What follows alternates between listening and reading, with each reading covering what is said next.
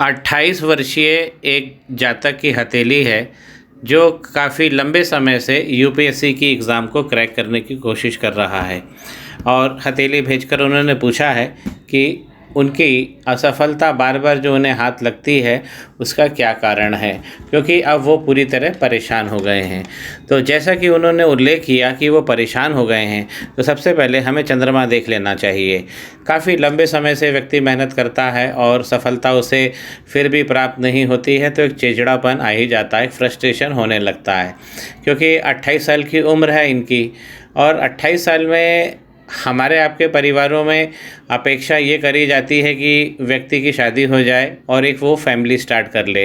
लेकिन जब व्यक्ति 28 का हो जाए और उसकी इनकम चालू ना हो, कुछ करियर का प्लान बी ना हो, तब बहुत सारी दिक्कतें एक साथ होती है, मन पे गहरा प्रभाव पड़ता है। देखिए, ये चंद्रमा है और चंद्रमा पे इस प्रकार इतना बड़ा अगर यव बन जाता है तो ये सीधा बताता है कि मन इनका पीड़ित हो गया है। इसे हम ओवर थिंकिंग कहते हैं। अगर हम इनकी कुंडली को खोलेंगे तो वहाँ पे राहु और चंद्रमा के कनेक्शन दिखेंगे ही, क्योंकि राहु सबसे ज़्यादा चंद्रमा को पकड़ लेते हैं, शनि भगवान चंद्रमा को पकड़ लेते हैं। तो ये चंद्रमा इनके बहुत हद तक ख़राब हो गए हैं, बहुत बड़ा आइलैंड बन गया है। एक बार मैं लाइन को हटाता हूँ और आप पुनः दृष्टिगत करिए। अब इतना बड़ा ये जब चंद्रमा पे दाग आ जाता है तो पहला मणिबंध जो है वो अपने आप ख़राब हो जाता है। तो यहाँ पर एक संभावना बनती है कि जो हमारी व्यक्तित्व की शक्तियाँ हैं वो व्यक्तित्व का नाश होने लगता है। तो चंद्रमा इनके बुरी तरह पीड़ित हो गए हैं। अब हम जानेंगे कि ऐसा क्यों हो रहा है। तो अगर कंपटीशन की जब भी हम बात करते हैं तो हमें एक नज़र सबसे पहले मंगल पर डाल लेना चाहिए। मंगल एक ऐसे ग्रह हैं, एक ऐसे प्लैनेट माउंट हैं कि ये कामयाबी भी देते हैं और कामयाबी को कायम भी रखने का काम मंगल का होता है। अब मंगल देवता अगर हम यहाँ पर देख रहे हैं तो यहाँ पर देखिए है तो बहुत अच्छी अवस्था में और यहाँ पर सपोर्टिंग लाइन भी बनी हुई है। लेकिन यही देखेंगे आप, इस प्रकार की ये डबल रेखा जब चलती है और ये शनि तक आगे बढ़ रही है, इसका इम्प्रेशन आ रहा है।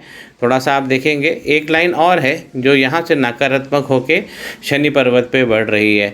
तो अगर मंगल पर्वत से इस प्रकार लाइन होते हुए जब शनि पर्वत पे चली जाती है तो शनि हो जाते हैं वक्री, और शनि अगर एक बार वक्री हो गए तो फिर नौकरी नहीं मिलेगी, क्योंकि नौकरी के कारक देव शनि हैं। तो शनि का वक्री हो जाना हमको सफलता से दूर ले जाता है और पारिवारिक सुख भी नहीं मिलता है, फाइनेंसेस समाप्त हो जाते हैं, हाथ में पैसे की दिक्कत होने लगती है। इस प्रकार अगर शनि वक्री हो जाते हैं, अब जब ये शनि वक्री होंगे तो इनका जो दूसरा मणिबंध है वो हमें ज़रूर बिगड़ा हुआ मिलेगा। देखिए ये यहाँ पर ये दूसरा मणिबंध का फॉर्मेशन ही नहीं हुआ है, क्योंकि ये सीधा बताता है ये हमारी धन और खुशियाँ होता है। अब यहाँ पर अगर दूसरा मणिबंध बिगड़ जाएगा तो सीधा हमें ये इंगित करता है कि धन की कमी भी इनके हाथ में, तो हमारे फाइनेंसेस भी रुके रहते हैं। तो दूसरा मणिबंध ये खुशियों का और धन का है, तो ये भी ठीक से नहीं बना है, ये कमी इस हाथ में दृष्टिगत हो रही है। अब गवर्नमेंट जॉब यूपीएससी जैसी उसी व्यक्ति को मिलती है जिसके सूर्य पर्वत पर एक लाइन होना ही चाहिए, लेकिन इनके सूर्य पर्वत पर लाइन एक भी नहीं बनी है। ये लाइन अगर आईएएस जैसी एग्ज़ाम के लिए अगर आप क्रैक कर रहे हैं तो ये हम अपेक्षा करते हैं कि लंबी होना चाहिए नीचे तक, तो व्यक्ति पहले अटैम्प्ट में दूसरे अटैम्प्ट में निकल जाता है।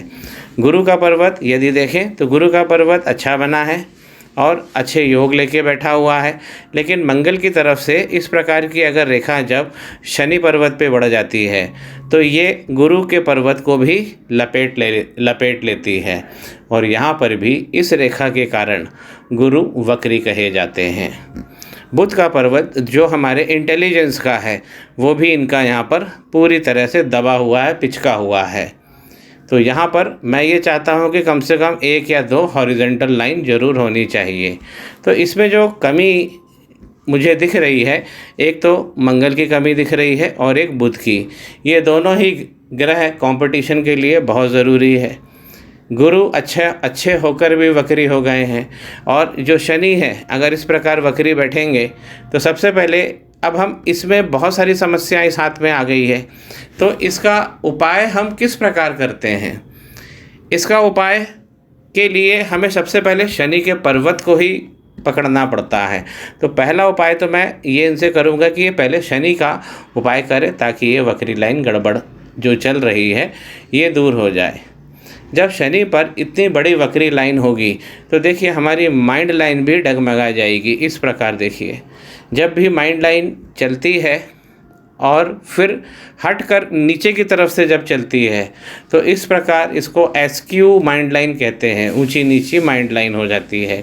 बुरा प्रभाव पड़ता है हमारे मस्तिष्क पर, हमारे माइंड पर, और यहाँ चंद्रमा बता ही रहे हैं। तो सबसे पहले उन्हें उपाय शनि का करना चाहिए, उसके बाद इनको मंगल का उपाय करना चाहिए। तो इन दो उपायों से इनके जो हाथ है, इनका जो हथेली है वो बैलेंस्ड हो जाएगी। लग्न, शगुन, योग और भोग इसके रास्ते खुलेंगे और इन्हें जो चाहिए जीवन में वो संभवतः इन्हें मिल जाएगा। और एक बात मैं कहना चाहता हूँ, जो बच्चे कंपटीशन करते हैं तो अपनी एज को भी एक फैक्टर बना के रखना चाहिए, क्योंकि एक टाइम फ्रेम में ही हमें कंपटीशन को क्लियर करना पड़ता है। इसीलिए प्लान बी भी तैयार रखिए। प्लान बी होने से हमारी ज़िंदगी जो है वो एक संतुलित दिशा में अग्रसर होती है। जानकारी स्पष्ट हो? श्री गणेश करें। पाम ब्लॉग को सब्सक्राइब करिए।